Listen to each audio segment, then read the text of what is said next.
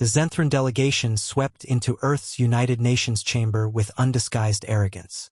Their crystalline forms refracted light into dazzling patterns, their technology making the human facilities look like a museum exhibit. Ambassador Vortex consciousness flickered through multiple bodies simultaneously. A display of their quantum entanglement communication meant to intimidate. Humans, Vortex announced, his voice resonating from 12 forms at once. The Galactic Collective offers you probationary membership. You must abandon your primitive technologies, your chemical rockets, your binary computers, your nuclear fission reactors. We will teach you proper civilization. Admiral Catherine Foster, Earth's military liaison, exchanged glances with Dr. James Harrison, head of the Science Council. Both struggled to suppress smiles. Primitive? Foster asked calmly. Perhaps you'd like a demonstration of our capabilities before making such assessments. Vortex forms shimmered with amusement. Your fastest vessels take months to reach your outer planets. Our ships traverse galaxies in days through quantum tunneling. You still use electromagnetic signals for communication while we achieved quantum entanglement 3 millennia ago. Quantum entanglement, Harrison mused, pulling up a holographic display. You mean like this? The screen showed grainy footage from 2019, over a century old. This is from our early quantum communication experiments in China, circa early 21st century. We've been using quantum entanglement for secure communications for over 100 years. The Zenthran forms flickered uncertainly. Foster continued, You mentioned chemical rockets. Yes, we still use them for cargo mostly. Cost-effective for non-urgent transport. But perhaps you'd like to see something else. She gestured, and the room's displays lit up with technical schematics. Project Orion, designed in 1958. Nuclear pulse propulsion. We could have reached 10% light speed with technology from 3 centuries ago. We chose not to because we developed something better. Impossible, Vortex protested. Your ships are what we want you to see, Foster interrupted. Every alien species that's visited Earth has scanned our public vessels. None have asked to scan our military installations on Europa, or wondered why Titan's atmosphere has trace elements consistent with antimatter production. Harrison pulled up more files. Your crystalline structure is impressive. A naturally evolved quantum computer. We built our first quantum computer in 2019. By 2050, we had systems exceeding 1 million qubits. We solved protein folding, defeated aging, and cracked faster-than-light mathematics before your species achieved spaceflight.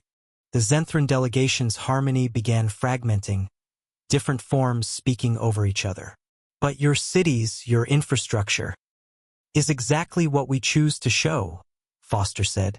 We mastered fusion in 2027, room temperature superconductors in 2031, and programmable matter in 2043. We keep Earth looking primitive for a very specific reason, to see how other species treat those they consider inferior. Harrison activated another display. Your quantum tunneling drive is elegant.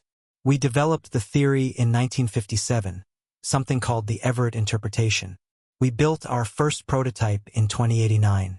We've been using an improved version to mine resources from parallel dimensions for the past 50 years.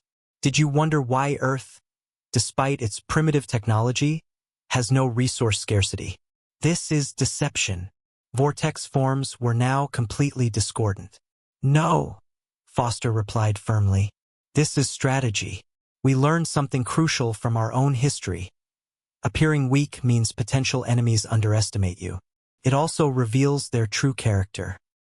Species that offer genuine friendship to those they consider primitive are welcomed as allies.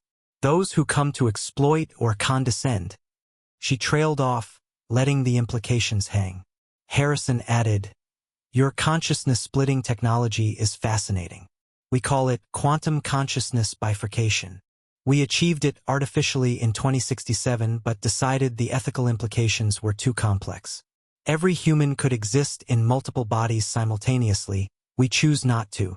As for your faster-than-light travel, Foster pulled up star charts. We've cataloged your entry points for the past 70 years. We could have intercepted you at any time. We didn't because we wanted to meet you properly. The displays shifted to show Earth's true defensive grid, thousands of hidden satellites, moon-based particle weapons, and physics-warping devices that shouldn't exist by Zenthran understanding. We've mastered technologies you haven't imagined, Harrison said quietly. Temporal manipulation, dimensional folding, controlled black holes. We developed and discarded most of them as too dangerous. Your advanced civilization is using what we consider antiques. Vortex forms consolidated into one, a sign of extreme distress. Why maintain this facade? Foster stood, her expression serious. Because technology without wisdom is destruction. We've seen our history, nuclear weapons, biological warfare, climate devastation. We survived by learning restraint. We keep Earth simple because we're not trying to impress anyone. We're trying to find species wise enough to see past appearances. The message was clear.